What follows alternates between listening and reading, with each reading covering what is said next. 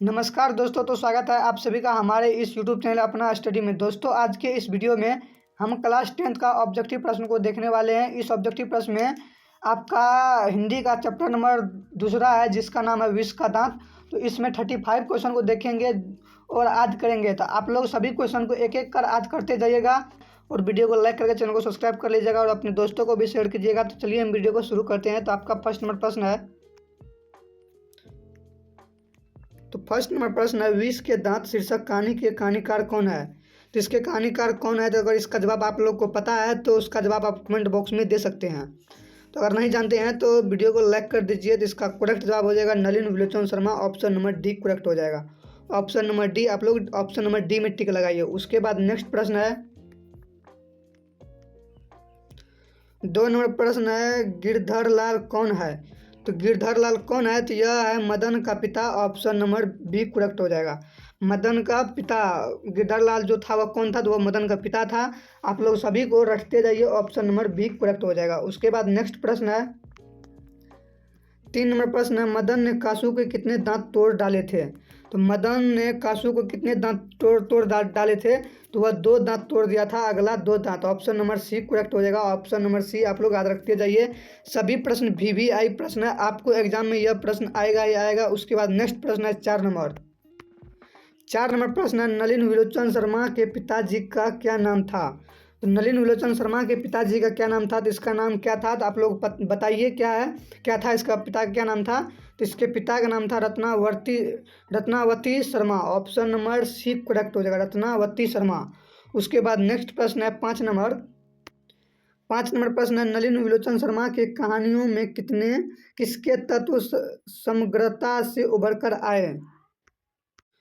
उसके बाद 5 नंबर प्रश्न है, नलिन विलोचन शर्मा के कहानियों में किसके तत्व समग्रता से उभर कर आए।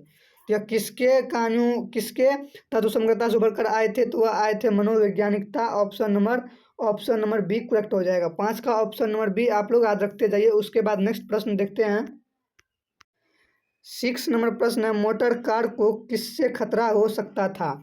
तो मोटर कार को किससे खतरा हो सकता था, यह खोखा। ऑप्शन नंबर सी करेक्ट हो जाएगा, खोखा। उसके बाद नेक्स्ट प्रश्न है 7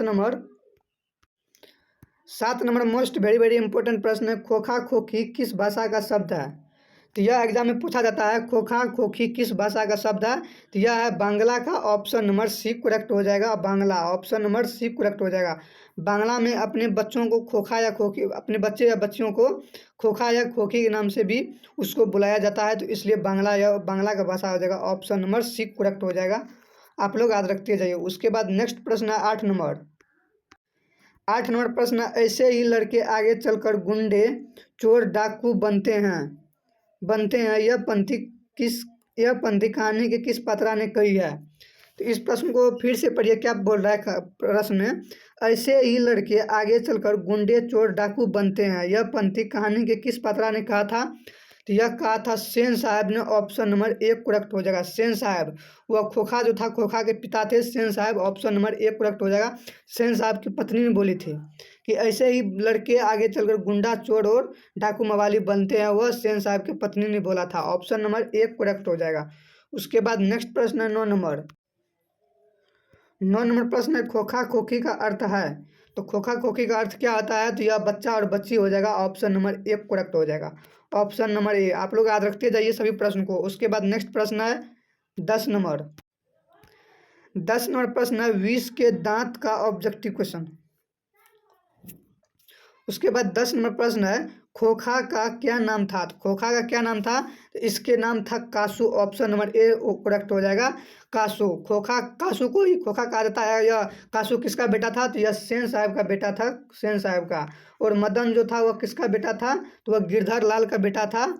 यह सभी को डिफरेंट है, सभी को याद रखते जाइए। इसमें कन्फ्यूजन ज़्यादा होता है, तो इसलिए इस प्रश्न को अच्छा से याद करते जाइए। खोखा जो था वह सेन साहब का बेटा था। उसके बाद कासू, खोखा बोले या कासू एक ही बात हुआ। यह सेन साहब का बेटा था और ये मदन जो था वह गिरधर लाल का बेटा था। तो ये सभी आप लोग इंपॉर्टेंट है, सभी को याद रखते जाइए। उसके बाद नेक्स्ट प्रश्न है 11 नंबर प्रश्न है, विष के दांत कैसी कहानी है। तो यह कहानी कैसी है, तो इसका करेक्ट जवाब हो जाएगा आपका ऑप्शन नंबर डी हो जाएगा। ऑप्शन नंबर डी मनोवैज्ञानिक। ऑप्शन नंबर डी करेक्ट हो जाएगा। विष का दांत कैसा कहानी है, तो यह मनोवैज्ञानिक है, मनोवैज्ञानिक। उसके बाद नेक्स्ट प्रश्न है 12 नंबर। देखिए अगर आप इस सभी ऑब्जेक्टिव का, इस जितने भी ऑब्जेक्टिव अभी देख रहे हैं, अगर इन सभी का आपको पीडीएफ लेकर याद करना चाहते हैं तो आप हमारे टेलीग्राम से जाइए, जुड़ जाइए, वहाँ पर आपको इन सभी का पीडीएफ मिल जाएगा और सभी को आप याद कर सकते हैं डाउनलोड करके। उसके बाद नेक्स्ट प्रश्न देखते हैं। तो आपका 12 नंबर प्रश्न है, सेन साहब अपने पुत्र को बनाना चाहते थे। तो सेन साहब जो था वो अपने पुत्र को बनाना चाहते थे। तो सेन साहब जो थे वो अपने पुत्र को क्या बनाना चाहते थे, तो यह बनाना चाहते थे बिजनेसमैन या engineer. Option number A correct हो जाएगा। सेन साहब अपने खोखा कासू को क्या बनाना चाहता था, तो वह बिजनेसमैन बनाना चाहता है। ऑप्शन नंबर ए करेक्ट हो जाएगा। आप लोग याद रखते जाइए, मोस्ट वेरी वेरी इंपॉर्टेंट प्रश्न है। उसके बाद नेक्स्ट प्रश्न है 13 नंबर प्रश्न है, मदन अक्सर किसके हाथों से पिटता था। तो मदन अक्सर किसके हाथों से पिटता था, तो यह उसके पिता। ऑप्शन नंबर डी करेक्ट हो जाएगा। मदन को किसके हाथों से पिटता था, तो उसके पिता।